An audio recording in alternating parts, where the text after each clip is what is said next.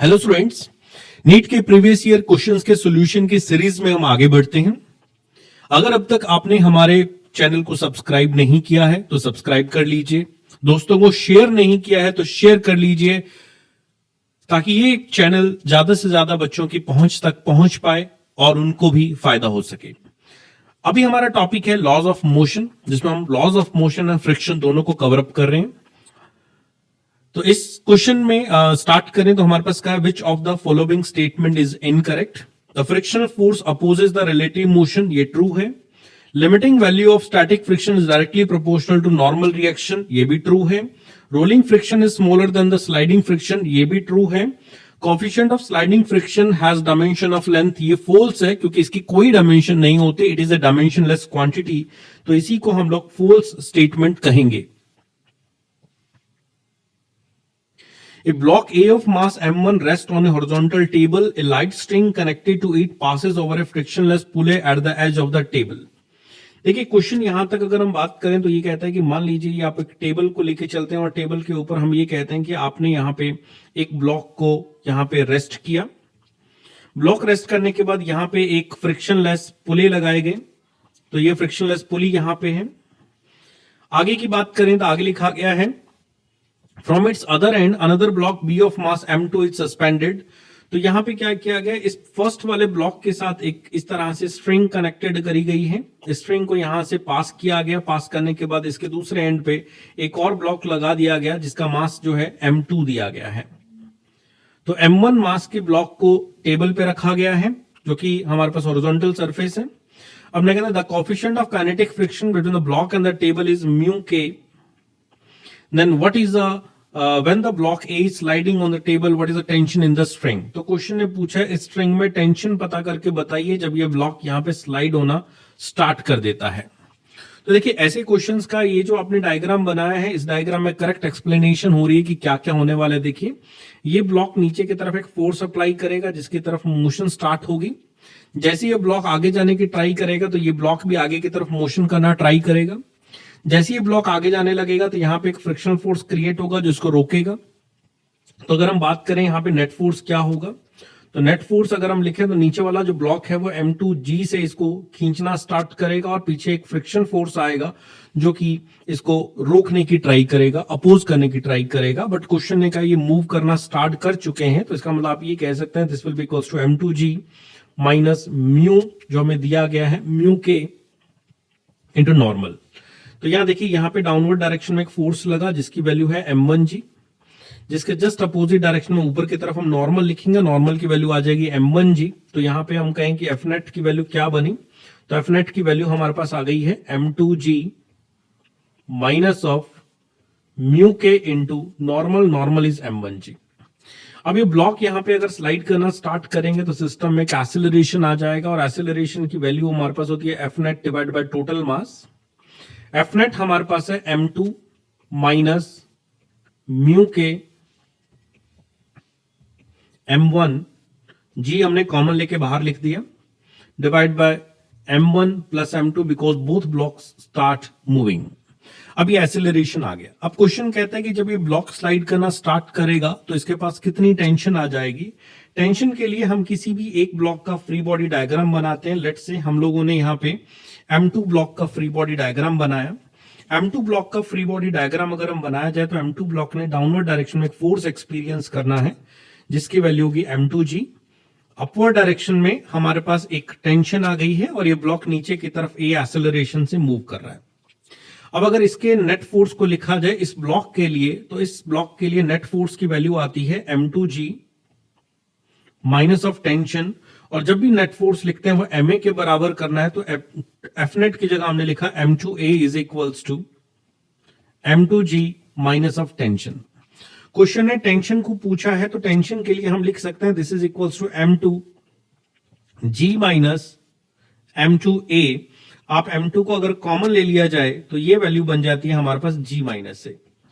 अब a यहां पे एक्सेलरेशन है जो हमने ऑलरेडी कैलकुलेट कर रखा है, तो ये आपके पास हो गया m2 g minus, here put the value of acceleration that is equals to m2 minus of mu k m1 divide bye m1 plus m2 multiply by g। ठीक है जी, g कॉमन ले लेते हैं, ये m2g बन जाएगा। जो बचा हुआ है उसमें m1 प्लस m2 को एलसीएम बनाते हैं।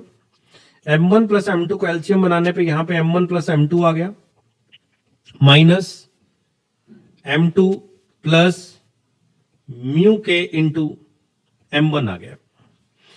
m2 से m2 कैंसिल आउट हो जाएगा और हमारे पास जो आंसर कैलकुलेट होके आ रहा है, ऊपर वाले में से m1 कॉमन भी निकल रहा है। m1 m2g यहां पे बचा 1, यहां बचा प्लस म्यू के divide by m1 plus m2। This is the answer for the tension in the string when the block start sliding. तो ये अगर हम ऑप्शन चेक करें तो ये ऑप्शन नंबर हमें 3 में आंसर मिल रहा है। Option number 3 is the right answer. इस क्वेश्चन में कहा गया है system consist of 3 masses m1 m2 m3 connected by the string passing over a pulley p। The mass m1 hangs freely and m2 and m3 are on the rough horizontal table. The coefficient of friction is mu. The pulley is frictionless and negligible mass. The downward acceleration of mass m1 क्या होगा? तो ऐसा कहते हैं, देखिए ये वाले block ने नीचे की तरफ अपना फोर्स लगाना है वेट का, जिसकी वजह से पुलिंग होगा। ये वाला ब्लॉक दोनों जो है अपने फोर्सेस को यहां पे टेबल पे लगाएंगे। टेबल पे लगाने की वजह से इन्हें ऊपर की तरफ नॉर्मल मिलेगा और रफ सरफेस होने की वजह से हम ये कह सकते हैं कि इन दोनों को जो है जैसे ही स्लाइडिंग स्टार्ट होगी तो इनको पीछे की तरफ एक फ्रिक्शनल फोर्स एक्ट होगा जो इसको रोकने की ट्राई करेगा। तो इसको खींचने वाले जो फोर्स बना वो हुआ m1g और जो रोकने वाला फोर्स हुआ वो हमारा फ्रिक्शन हुआ। तो हम कहते हैं एक्सेलरेशन जब भी लिखा जाता है तो हमें एफ नेट को टोटल मास से डिवाइड करना होता है। एफ नेट की बात करें तो ये हमारा m1g है जो कि इसको खींच रहा है, माइनस रोकने की बात करें तो म्यू इंटू नॉर्मल है, तो फ्रिक्शन इसे रोक रहा है। टोटल मास जो मूव करने वाला वो है m1 m2 plus m3।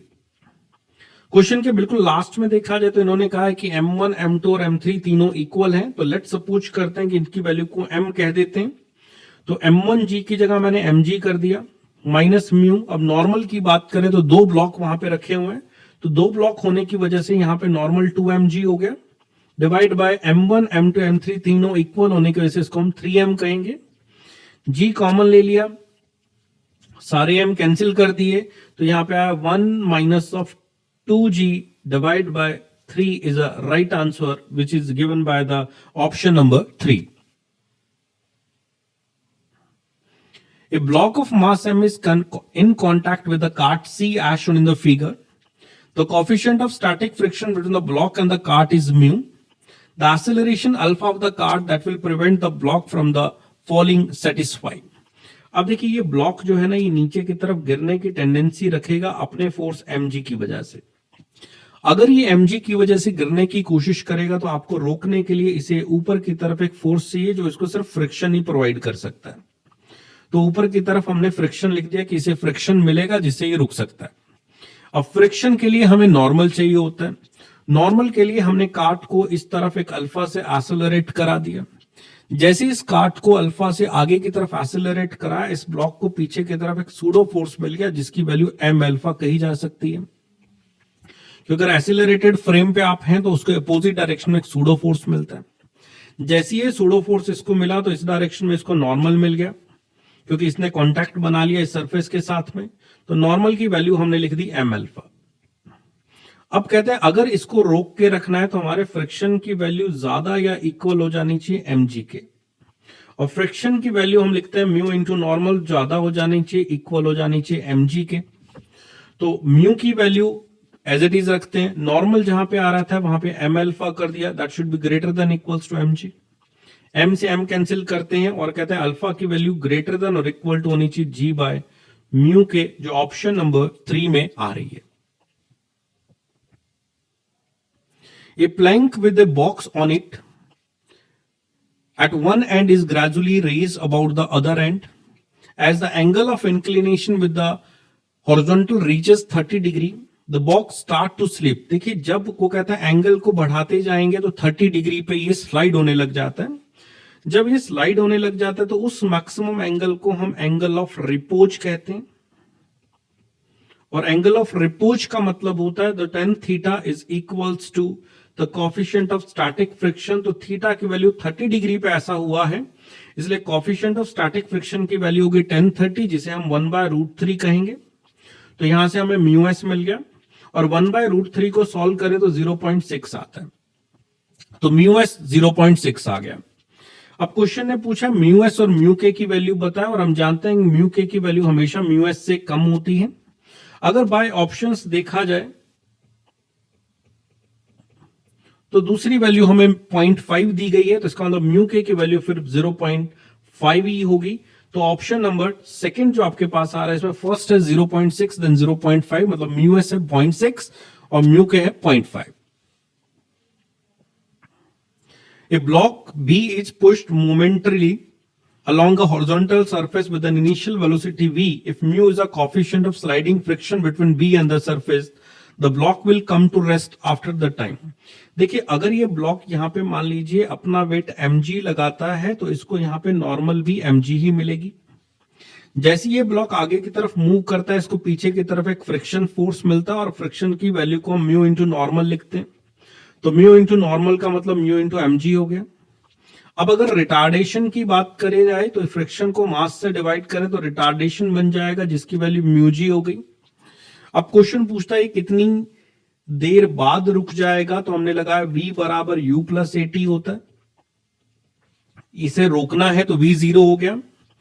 Initial velocity हमें v दी गई है, ये रिटार्डेशन होने की वजह से माइनस में म्यू जी लिखा गया और टाइम हमें कैलकुलेट करना, so we are getting time is equals to v divide by mu g which come in the option number 1. This is the right answer. Consider a car moving along a straight horizontal road with a speed of 72 km per hour. If the coefficient of static friction between the tire and the road is this one, the shortest distance in which the car can be stopped is. ये question इसी तरह का question है जिसके अंदर हम कहते हैं फ्रिक्शन की वैल्यू म्यू एन होती है और रिटार्डेशन म्यू जी होता है। अगर इसके स्टॉपिंग डिस्टेंस की बात करनी है तो एक फॉर्मूला होता है हमारे पास स्टॉपिंग डिस्टेंस का, वो होता है इनिशियल वेलोसिटी का square divide by 2 into a, where a is a retardation. तो रिटार्डेशन की बात करें तो हमारे पास फॉर्मूला हुआ म्यू जी, म्यू की वैल्यू 0.5 है, जी की वैल्यू 10 लेके चले तो रिटार्डेशन 5 हो गया। वेलोसिटी आपको 72 किलोमीटर पर आवर दी गई है, जिसे हम 72 किलोमीटर पर आवर नहीं यूज करेंगे, हम लिखेंगे 72 इंटू 5/18। 18 से 72 कट हुआ 4 टाइम, तो ये आ गया 20 मीटर पर सेकेंड। अब हम कहते हैं स्टॉपिंग डिस्टेंस के फॉर्मूले में u की जगह 20 लिखा और एक्सीलरेशन की जगह 5 किया, तो आंसर आ गया 40 metre it will travel before it stops. The coefficient of static friction μs between the block A of mass 2 kg and the table as shown in the figure is 0.2. यहां पे कहा गया म्यू की value 0.2 लेनी है और इसका जो मास है वो 2 kg है। What is the maximum value of the B so that the two block do not move? देखिए इसने हमने ना ऐसे कहना है कि नीचे की तरफ एक फोर्स लगाना है mg जिससे ये ब्लॉक मूवमेंट करने की ट्राई करेगा, जिसको पीछे की तरफ जो है एक 2 kg हमने फोर्स लगाया है जिसको खींचा जा रहा है पीछे 2 kg से। इस ब्लॉक ने नीचे की तरफ अपना एक वेट लगाया जो कि 20 न्यूटन आया और इसकी वजह से नॉर्मल भी हम कहेंगे 20 न्यूटन हो गया। अब कहते हैं इसको रोकने के लिए एक तो हमारा फ्रिक्शन हो गया और एक ये हमने 2 kg का फोर्स लगाया, 2 kg का मतलब 20 न्यूटन हो गया। तो हमने पीछे की तरफ एक फोर्स जो लगाया है वो है 20 न्यूटन प्लस फ्रिक्शन हमारा पास हुआ म्यू इंटू नॉर्मल, ठीक है। अगर ये दोनों की बात करें तो दोनों मिलके हमारे पास जो है mg को बैलेंस करेंगे जिससे ये रुक जाएगा। तो म्यू की वैल्यू आपके पास है 0.2, नॉर्मल की वैल्यू हमारे पास 20 आ रही है, इज इक्वल्स टू mg हो गया। तो 20 प्लस 4 हो गया, 24, mg is equals to 24, so m can be written as 24 divide by g की वैल्यू 10 होगी, तो 2.4 हम कहीं kg हम हैंग कर सकते हैं जो ऑप्शन में नहीं है, लेकिन आंसर की वैल्यू हम 2.4 kg कहेंगे क्योंकि अगर यहाँ पे ये 20 न्यूटन फोर्स लगाया गया है तो 2.4 kg आएगा। और अगर ये 20 न्यूटन फोर्स नहीं लगाया होता तो हम सिंपली कहते कि बैकवर्ड डायरेक्शन में हमें एक फ्रिक्शन मिलता, तो सिंपली आगे वाले ब्लॉक के mg को बैलेंस कर लेता। तो फ्रिक्शन की वैल्यू हम लिखते हैं mu into normal, normal is 20 is equals to mg, mu की वैल्यू 0.2 ली into 20 is equals to mg, जी से ये कट हो गया तो m की वैल्यू सिंपली आपके पास आती है 0.4 kg। अगर ये पीछे की तरफ फोर्स नहीं दिखाया होता तो आंसर नंबर 0.4 kg आता। तो मे बी इस क्वेश्चन के डायग्राम में कुछ मिस्टेक है, इस वजह से क्वेश्चन गलत आंसर आ रहा है। Two particles A and B are moving in a uniform circular motion in a concentric circle of radius RA and RB with the speed V and VB. The time period of rotation is same. The ratio of angular velocity क्या होगा? ये laws of motion का question नहीं है, but simply देखिए question ने कहा है कि A का टाइम पीरियड और B का टाइम पीरियड सेम है, तो ओमेगा का फॉर्मूला हमारा 2π/t होता है। अगर टाइम पीरियड सेम है तो उसका ओमेगा भी सेम ही आएगा, तो omega is equals to omega B लिखा जाएगा। A block of mass 10 kg is placed on a rough horizontal surface having coefficient of friction this one. If a horizontal force 100 Newton is applied on it, then acceleration of the block will be. तो बहुत simple सा question है। देखिए ये एक block है जिसको हमने एक रफ हॉरिजॉन्टल सरफेस पर रखा हुआ है। अब क्वेश्चन कहता है इसको इस डायरेक्शन में अगर 100 न्यूटन फोर्स से पुल किया जाए जिसका वेट 10 kg है, तो इसका एक्सेलरेशन क्या होगा? तो हम कहते हैं इसने डाउनवर्ड डायरेक्शन में 100 न्यूटन का फोर्स लगाया है जो कि इसका नॉर्मल बन गया। अब रफ सरफेस होने की वजह से इसको पीछे की तरफ एक फ्रिक्शन मिल गया, तो कहता है acceleration will be equals to net force divide by mass, mass is 10 kg। सामने की तरफ डायरेक्शन में 100 न्यूटन लगाया, फ्रिक्शन ने अपोज किया, डिवाइड बाय 10 हो गया। फ्रिक्शन की वैल्यू हमारे पास म्यू इंटू नॉर्मल होती है। म्यू की वैल्यू क्वेश्चन ने 0.5 मेंशन करी है और नॉर्मल की वैल्यू 100 न्यूटन के बराबर हो जाएगी, जिससे फ्रिक्शन 50 आ गया। तो हमने लिखा 100 minus 50 divide by 10, answer is 5 metre per second square is a right answer. A block has been placed on an inclined plane with the slope angle theta. The block slide down the plane at a constant speed. The coefficient of kinetic friction क्या होगा? ऐसे समझे कि inclined plane है जिसका angle theta है और ये ब्लॉक इसके ऊपर एक कांस्टेंट स्पीड से नीचे की तरफ जा रहा है। अगर कोई भी ब्लॉक एक कांस्टेंट स्पीड से नीचे की तरफ स्लाइड करता है तो उसके ऊपर जो नेट फोर्स होता है वो 0 होता है। ये नेट फोर्स तभी 0 हो सकता है कि जो इसके डाउनवर्ड डायरेक्शन में लगने वाला फोर्स और इसके ऊपर की तरफ लगने वाला फ्रिक्शन सेम हो जाए। तो हम कहते हैं इस ब्लॉक ने इस डायरेक्शन में जो फोर्स लगाया होगा वो mg होगा। इधर जो कंपोनेंट हम लिखते हैं वो mg cos theta sin theta लिखते हैं, और इधर जो कंपोनेंट आता है वो हमारा mg cos थीटा आता है, क्योंकि ये थीटा एंगल यहां पहुंच जाता है। और इस तरफ जो डायरेक्शन में फोर्स लिखा जाता है उसका नॉर्मल होता है। तो एफ नेट इक्वल टू 0 होने का एक ही कंडीशन है कि जो हमारा mg sin थीटा हो वो हमारे काइनेटिक फ्रिक्शन को बैलेंस कर जाए। तो हमने लिखा mg sin theta should balance the kinetic friction, that is should be equals to mu into normal. फिर से अगर हम बात करें तो we are getting mg sin theta is equals to mu into normal, and the normal in this case is equals to mg cos theta. mg से हम mg cancel out कर देंगे, cos थीटा को इधर लेके आएंगे तो sin theta divide by cos theta tan theta बन जाएगा। The tan theta is equals to mu, तो coefficient of kinetic friction is equals to tan theta. Option number 4 is a right answer. A heavy uniform chain lies on a horizontal table top. तो ऐसे समझेंगे ये एक table है, इसके ऊपर एक चेन को रखा गया। The coefficient of friction between the chain and the table is this one. The maximum fraction of length of the chain that can hang over the one edge of the table क्या होगा? मतलब ये चाहता है कि यहां से हम लोग ना एक टेबल को के ऊपर एक चेन को इस तरह से हैंग करें, और ये चेन का कितना पार्ट यहां पे हैंग हो जाए। अगर टोटल लेंथ मान लो इसकी L है, अगर टोटल लेंथ हमारे पास L है तो ये क्वेश्चन पूछना चाहता था हमने इसमें से कितना परसेंटेज लेंथ हैंग कर सकते हैं। तो ऐसे समझें कि जो पार्ट हैंगिंग है वो नीचे की तरफ एक फोर्स लगा रहा होगा जो कि mg होगा, या m1g कहते हैं। जो चेन ऊपर बच गई है वो भी यहाँ पे एक फोर्स लगा रही होगी जिसको m2g कहते हैं, जिसकी वजह से हमारे पास एक नॉर्मल क्रिएट होगा। अब अगर ऊपर नॉर्मल क्रिएट हुआ और ये रफ सरफेस है तो हम कहते हैं इसको बैकवर्ड डायरेक्शन में एक फ्रिक्शन, मिल रहा होगा। अगर ये फ्रिक्शन m1g को बैलेंस कर जाए, m1g कौन सा है, ये इसको नीचे स्लाइड करने वाला फोर्स और फ्रिक्शन इसको स्टॉप करने वाला फोर्स है, तो ये बैलेंसिंग जब तक होगा तब तक ये मूव नहीं करेगा। तो मैक्सिमम फ्रिक्शन की वैल्यू हम म्यू इंटू नॉर्मल लिखें और इसको हम लिखें m1g। म्यू की वैल्यू क्वेश्चन ने हमें 0.25 दी है। नॉर्मल हमारा सिर्फ ऊपर वाले वेट की वजह से आएगा जिसको m2g कहें, और ये आपके पास हो गया m1g। ठीक है, मास किसी भी चेन का जो हैंग होता है वो लैम्डा इंटू लेंथ होता है, इसके लेंथ के प्रोपोर्शनल होता है। तो अगर हम m1 की बात करें that is a proportional to its length l1 होगा, जो l होगा जो नीचे की तरफ हैंग है, और m2 की बात करें that is proportional of l minus small l होगा जितना ऊपर रह गया है, क्योंकि अगर हमने स्मॉल l हैंग कर दिया तो l माइनस स्मॉल l ऊपर बच गया होगा। तो हम ये लिख सकते हैं this is equal to 0.25 is equal to m1 divide by m2।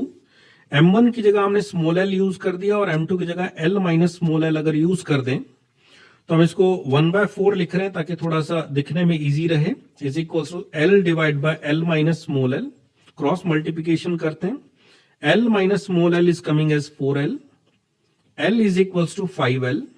So the value of l divided by l is equals to 1/5. और परसेंटेज में बात करें तो कह सकते हैं l divided by l into 100 is equals to 1/5 into 100. You can say we can only hang 20% of this chain which comes in the option number 1. Otherwise अगर हम शॉर्टकट पे बात करें तो अगर आप एक फॉर्मूला याद कर सकें तो ये बहुत अच्छा रहेगा। तो जितनी भी लेंथ इसमें हैंग होती है उसका फॉर्मूला होता है mu into L divide by mu plus 1। ये फॉर्मूला आप याद करके ये चेक कर सकते हैं कि कितनी लेंथ हैंग है, इससे डायरेक्ट निकल जाएगा और परसेंटेज निकालना बहुत आसान है, इस स्टेप से हम कर सकते हैं। Starting from rest, a body slide down a 45 inclined plane in twice the time it takes to slide down on the same distance in the absence of friction. तो सिंपल क्वेश्चन ये है कि ये कहते हैं एक आप प्लेन लीजिए जिसको हमने स्मूथ लेना है और एक प्लेन लीजिए जो कि हमने रफ लेना है, दोनों एक जैसे ही प्लेन है और दोनों का एंगल ऑफ इंक्लिनेशन 45 डिग्री है। इसको हम रफ कहते हैं और इसको हम फ्रिक्शनलेस मतलब स्मूथ कहते हैं।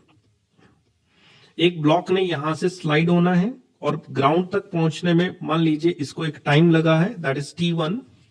सिमिलरली एक ब्लॉक ने यहां से स्लाइड होना है और यहां तक पहुंचने में इसको टाइम लगा है t2। अब क्वेश्चन फिर से पढ़ के देखें। स्टार्टिंग फ्रॉम रेस्ट एक block slide down the 45 degree inclined plane in twice the time it take to slide down on the same distance in the absence of friction. इसका मतलब रफ में जो लगा है टाइम वो स्मूथ वाले का डबल है। स्मूथ वाले ब्लॉक में जब नीचे की तरफ ब्लॉक स्लाइड करता है तो इसको एक्सेलरेशन मिलता है g sin थीटा, लेकिन जब रफ में ये मूवमेंट करता है तो नीचे की तरफ जो फोर्स होता है वो mg sin थीटा होता है। इसमें m छोड़ देंगे तो एक्सेलरेशन बन जाएगा, लेकिन इसको एक फ्रिक्शन भी मिलता है जो कि म्यू mg cos थीटा होता है क्योंकि रफ से आ रहा है। तो इस केस में एक्सेलरेशन की वैल्यू जो अगर हम ढूंढें तो इसमें बनती है हमारे पास g sin theta minus of mu g cos theta.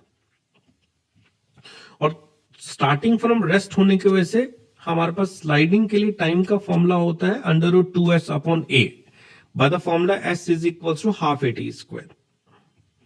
अब क्वेश्चन देखिए क्या कह रहा है कि t2 is equal to 2 times of t1, तो you can also write t2 square is equal to 4 times of t1 square. अब ये स्क्वायर क्यों किया, क्योंकि अगर मैं t स्क्वायर कहूंगा तो मैं कहता हूं that will proportional to a हो जाएगा। तो ये सेकंड वाला टाइम होने की वजह से यहाँ पे सेकंड एक्सेलरेशन लिखा जाएगा और फर्स्ट टाइम होने की वजह से फर्स्ट एक्सेलरेशन को लिखेंगे हम। सेकंड एक्सेलरेशन हमारे पास ये है a2 जिसको हम कहें that is equal to g into sine 45 minus mu into cos 45 degree that is equal to 4 times of, यहां पे हमने लिखा g into sine 45 degree because g sine theta is there acceleration on the smooth inclined plane. Sine 45 cos 45 sine 45 की value equals होती है इसलिए cancel out कर सकते हैं। जी और जी यहां पे सेम आएंगे, कैंसिल आउट कर सकते हैं, तो यहां बचता है 1 माइनस म्यू और यहां पे बचता है 4 डिवाइड बाय 1। तो अगर क्रॉस मल्टीप्लिकेशन कर दिया जाए So we can write as 1 by 4 is equals to 1 minus mu, and mu is equals to 1 minus 1 by 4. The answer is 3 by 4 is the value of mu, which comes in the option number 2, 0.75.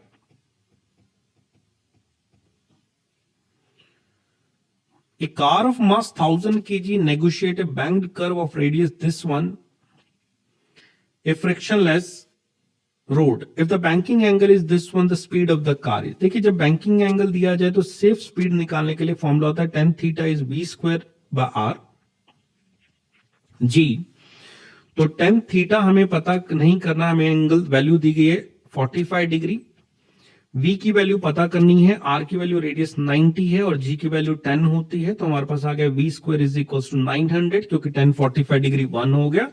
So the speed is equals to 30 meter per second is the safe speed. A wheel of the bullock cart is rolling on a level road as shown in the figure below. If its linear speed is v in the direction shown, which one of the following option is correct? P and Q any highest and lowest point of the wheel respectively. देखिए rolling motion का question है, तो कहते हैं the point P moves slower than the Q, point P moves faster than the Q, both P and Q move with the equal speed, P has a zero speed.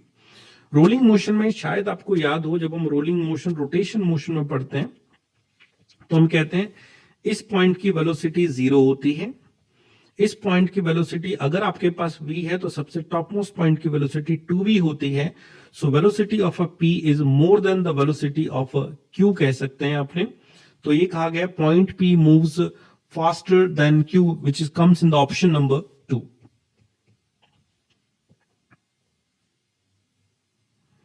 A block of mass 10 kg in contact against the inner wall of a hollow cylinder drum of radius 1 meter. तो ऐसे समझिए question आपको क्या दे रहा है। Question कहता है कि आपके पास ना एक होलो ड्रम है, ऐसे समझते हैं एक होलो ड्रम है, ये हमने एक इमेजिनरी ड्रम सोचा, ऐसा एक ड्रम आपके पास है, होलो drum. A block of mass 10 kg in contact against the inner wall of a hollow drum. Let's say this is a block of 10 kg which is in contact with the inner wall of radius 1 meter. The coefficient of friction between the block and the inner wall of the cylinder is equals to 0.1. The mu is equals to 0.1. The minimum angular velocity needed for the cylinder to keep the block stationary when the cylinder is vertical and rotated about its vertical axis. Question कहता है इस cylinder को हम किस omega से rotate करा दें ताकि ये ब्लॉक जो है वो सिलेंडर के साथ जुड़ा हुआ रहे। तो एक बात देखिए, इस ब्लॉक ने डाउनवर्ड डायरेक्शन में एक फोर्स लगाना है जिसकी वैल्यू mg होगी। अगर इस ब्लॉक को हमें स्टॉप करके रखना है तो हमें ऊपर की तरफ एक फ्रिक्शन चाहिए होगा, फ्रिक्शन के लिए नॉर्मल चाहिए, नॉर्मल हमें मिला नहीं है। तो हम कहते हैं अगर ये यहाँ पे रोटेट होगा तो इसने बाहर एक फोर्स लगाना है जिसे हम m ओमेगा स्क्वायर r कह सकते हैं, और जिसकी वजह से हमें एक नॉर्मल रिएक्शन अंदर मिल जाएगी।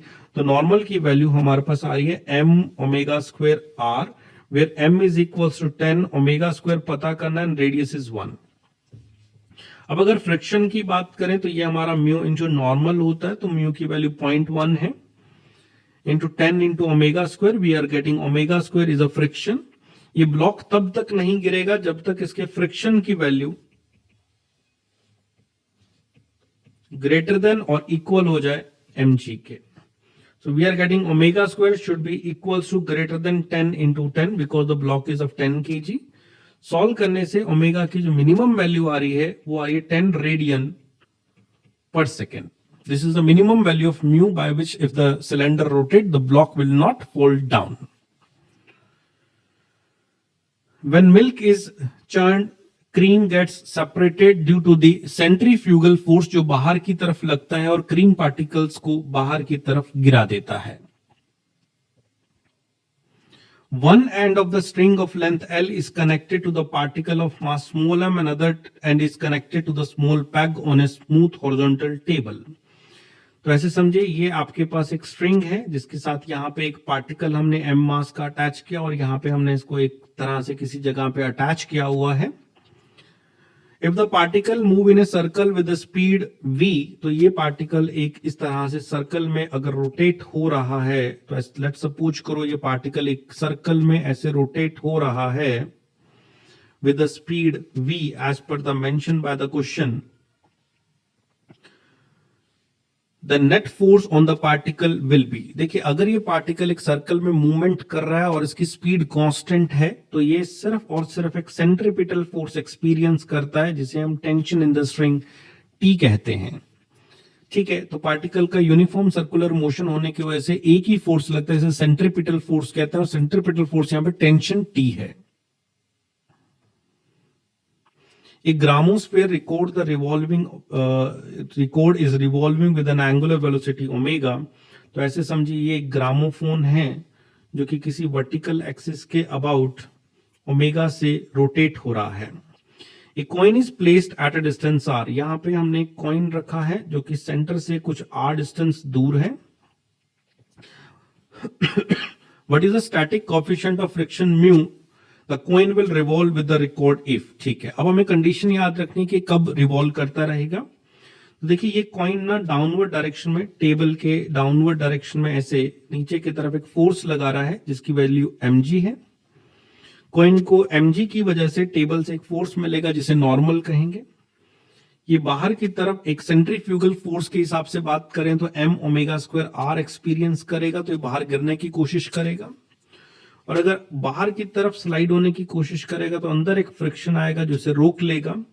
अब ये कहता है कि कब स्लाइड करता रहेगा, तो हम कहेंगे फ्रिक्शन की वैल्यू जो है हमारे पास, जैसे हम मैक्सिमम वैल्यू लिमिटिंग फ्रिक्शन बोलते हैं, वो m ओमेगा स्क्वायर r से ज्यादा या इक्वल हो। लिमिटिंग फ्रिक्शन को हम म्यू mg कहते हैं, that should be greater than equals to m omega square r हो। m से m कैंसिल आउट कर देते हैं तो हमारे पास आता है mu g divide by omega square, that should be greater than equals to r।